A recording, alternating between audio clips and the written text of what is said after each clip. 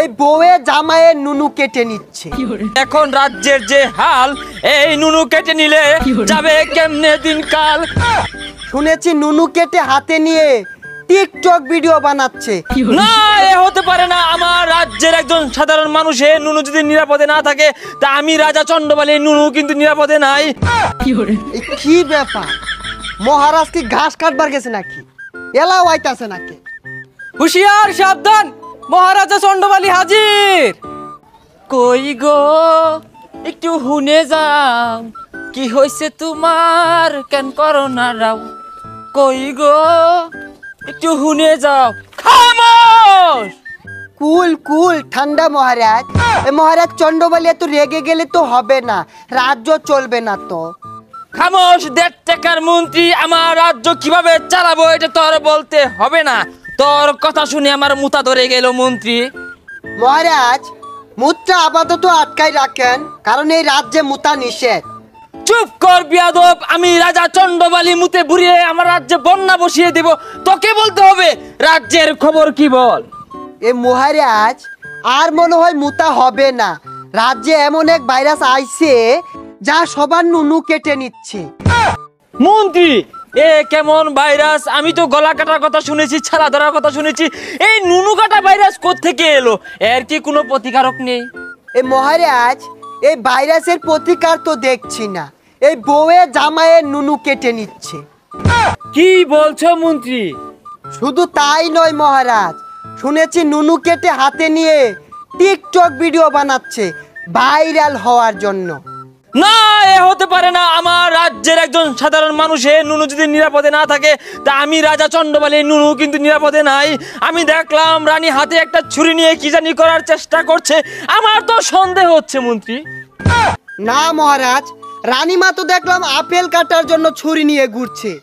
না না মন্ত্রী, আমি বিশ্বাস করি না। রানীমা আপেল কাটতে ছুরি হাতে নেই নাই। তোমার রানীমা কিন্তু খুব রাগী। আমার সন্দেহ হচ্ছে নুনু কাটা ষড়যন্ত্র চলছে। সিপাহী, আদেশ করুন মহারাজ। এই তোমাদের নুনুর কি হাল? আপাতত ঠিক আছে মহারাজ। আপনার এই কথা শোনার পরে আমাদেরও ভয় হচ্ছে মহারাজ। তোমাদের নুনু ভালো থাকলে ভালো। এখন রাজ্যের যে হাল, এই নুনু কেটে নিলে যাবে কেমনে দিনকাল। মন্ত্রী, এর থেকে বাঁচার কি কোনো উপায় নেই? মহারাজ, উপায় একটা আছে। এই বড় দেখে একটা তালা মেরে দিলে কেউ আর নুনু কাটতে পারবে না। তাহলে তাই করো মন্ত্রী। আমার রাজ্যের সকল প্রজাদের জন্য তুমি বাংলা ছোট ছোট তালা এনে মেরে দাও নুনুতে। আর আমার জন্য একটি বড় চাইনা তালা নিয়ে আসো, যেটা 20 থেকে 30 কেজি ওজনের হবে।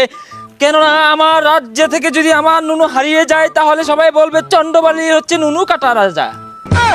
এই মহারাজ, এত বড় তালা মারলে আপনারটা তো ছিঁড়ে পড়ে যাবে। তাও তো কথা। তাহলে আমি কি করব মন্ত্রী মশাই? আমি সিদ্ধান্ত নিয়েছি, আমি রানীমাকে তালাক দেব। মহারাজ, এ কি বললেন রানীমাকে তালাক দিবেন? রানীমাকে তালাক দিলে তো আপনাকে ইয়েতিম রাজা বলবে। তাও ভালো মন্ত্রী, আমাকে এতিম রাজা বলুক, আমার কোনো দুঃখ নেই। আমি এই দাজ্জাল রানীকে রাখবো না। আমার নুনুটা যে শেষ সম্বল মন্ত্রী। মহারাজ, এটা কেমন করে হয়?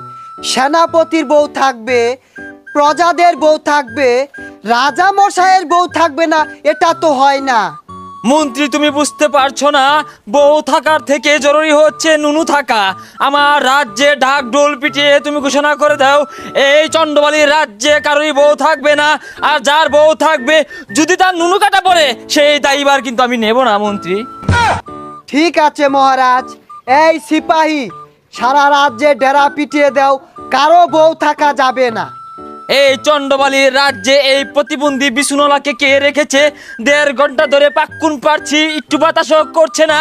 এই নুনু কাটার গল্প শুনে আমার শরীর যে ঘেমে গেল। ইচ্ছি মহারাজ। শুনুন শুনুন শুনুন, মহারাজার আদেশ, এই রাজ্যে কারো বউ থাকা চলবে না। আর যদি কারো বউ থাকে, নুনু কাটা পড়লে এর দায়ভার কিন্তু মহারাজা নিতে পারবে না।